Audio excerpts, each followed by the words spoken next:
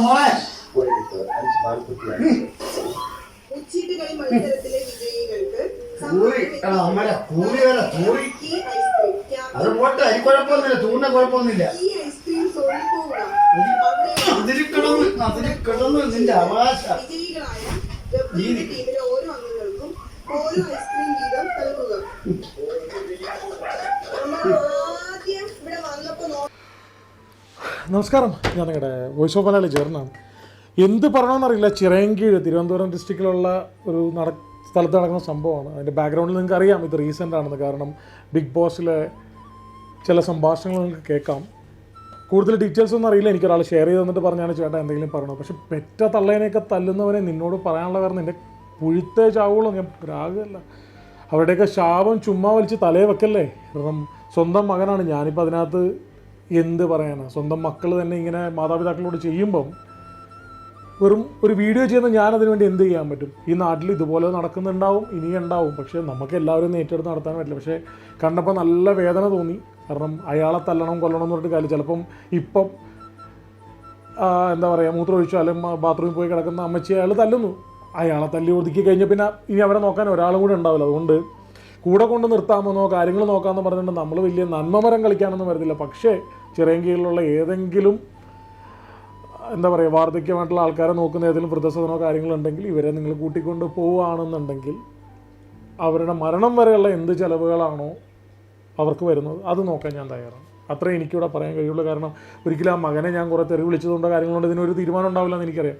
ചെയ്തു തരാൻ പറ്റുന്ന സഹായം അതാണ്. കാരണം ഇത് 10 പേരുടെ മുന്നിൽ ചേർന്നല്ല, അന്വേഷിച്ചിട്ട് ആരാണെന്ന് എനിക്കറിയില്ല. അതുകൊണ്ടാണ് ഈ വീഡിയോയിലൂടെ വന്ന് പറയുന്നത്. ആരെങ്കിലും ഇവരെ അന്വേഷിച്ചിട്ട് അല്ലാതെ ഒരിക്കലും ഞാനിത് പോലീസിനെ പറഞ്ഞ് ഏൽപ്പിക്കണമെന്നോ അമ്മ മകനെ ഇങ്ങനെ എന്താ പറയുക മകനെ ഇങ്ങനെ കിടക്കുന്നൊരവസ്ഥയിൽ തല്ലി കൊടുന്നു അതൊന്നും എനിക്ക് പ്രശ്നമല്ല. കാരണം അയാളുടെ മാനസികാവസ്ഥ ആയിരിക്കാം ചിലപ്പോൾ അയാളെ കൊണ്ട് അത് ചെയ്യും. ചിലപ്പോൾ വർഷങ്ങളായിട്ട് ഇയാളത് ചെയ്തുകൊണ്ടിരിക്കുന്നതായിരിക്കും. ചിലപ്പോൾ ഈ മകൻ നല്ലതായിരിക്കാം. കാരണം ഒന്നും അറിയാതെ ഞാൻ ചാടിക്കയറി ഇയാളെ കുറേ തെറി പറഞ്ഞിട്ടൊരു കാര്യമില്ല. എന്താണ് സാഹചര്യം എന്നറിയില്ല. പിന്നെ അമ്മയെ തെറി വിളിക്കുന്നതും അടിക്കുന്നതൊന്നും ഒരു മക്കൾക്കും സഹിക്കാൻ പറ്റില്ല. ചിലപ്പോൾ അമ്മയില്ലാത്തത് കൊണ്ടായിരിക്കാം എനിക്ക് അങ്ങനെ ഒരു വിഷമം. പിന്നെ കൊണ്ട് നോക്കാനായിട്ട് എനിക്ക് എൻ്റെ വീട്ടിൽ അങ്ങനെ ആരും ഇല്ല. ഇങ്ങനെ ഒരാളെ കൊണ്ട് നിർത്തി കഴിഞ്ഞാൽ നോക്കാണെങ്കിൽ നമ്മളൊരു ഒറ്റന്തടി പോലെ ജീവിക്കുന്ന ഒരു സാഹചര്യമാണ്. അപ്പം അതൊന്നും ശരിയാവത്തില്ല. അപ്പോൾ അതുകൊണ്ട് ഞാൻ കൂടുതൽ എൻ്റെ പേഴ്സണൽ ലൈഫിലോട്ട് കിടക്കുന്നില്ല. ഞാൻ പറഞ്ഞത് ഇവരെ കൊണ്ട് നോക്കാൻ പറ്റുന്ന ആരെങ്കിലും തിരുവനന്തപുരത്തുണ്ടെങ്കിൽ അവർ അത്രയും വാർദ്ധക്യത്തിലിരിക്കുന്ന ഒരു അമ്മയാണ്. അപ്പോൾ അവർക്ക് വേണ്ട എന്തെങ്കിലും സഹായങ്ങൾ ചെയ്തു തരാൻ പറ്റുമെങ്കിൽ ചെയ്തു തരാം. അതിൽ നമ്മൾ മുന്നിൽ കാണുന്നത് ദൈവത്തിൻ്റെതായ ഒരു നന്മ മാത്രമുള്ളൂ, അല്ലാതെ വേറൊന്നുമില്ല. മകനെ ഞാൻ തെറി പറയുന്നില്ല, അത് വ്യക്തിപരമാണ്. കാരണം അതിൽ എനിക്ക് അയച്ചു തന്ന വീഡിയോയുടെ കമൻറ്റ് ബോക്സ് മുഴുവൻ ആ മകനെ വാരിക്കോരി കുറേ തെറി പോലീസിനെ കൊണ്ട് പിടിപ്പിക്കണം, അത് ചെയ്യണം ഇത് ചെയ്യണം എന്നൊക്കെ പറയുന്നുണ്ട്.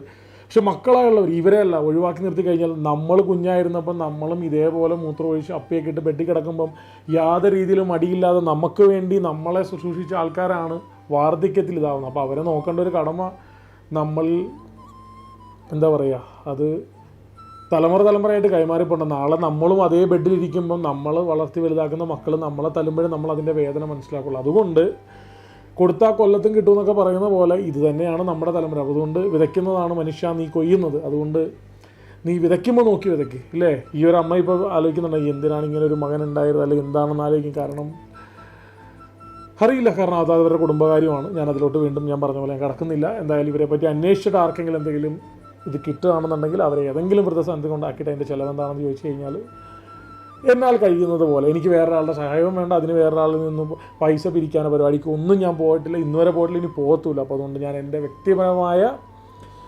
രീതിയിൽ ഞാനത് ചെയ്യും. കാരണം എൻ്റെ അമ്മയോടുള്ള ഒരു ട്രിബ്യൂട്ടായിട്ട് കണ്ടാൽ മതി. കാരണം എൻ്റെ അമ്മയോടുള്ളൊരു സ്നേഹം, ഇതുപോലൊരു അമ്മ ഒരു മകനിൽ നിന്ന് തല്ല് വാങ്ങുന്നു അല്ലെങ്കിൽ തെറി കേട്ടുകൊണ്ടിരിക്കുന്ന കണ്ടപ്പോഴൊരു വിഷമം. അതുകൊണ്ട് ആ മകനോട് എനിക്ക് വിരോധമൊന്നുമില്ല. കാരണം ചിലപ്പോൾ നിങ്ങളുടെ സാഹചര്യമായിരിക്കാം നിങ്ങളെ കൊണ്ട് ചിലപ്പോൾ അങ്ങനെ പറയിച്ചത്.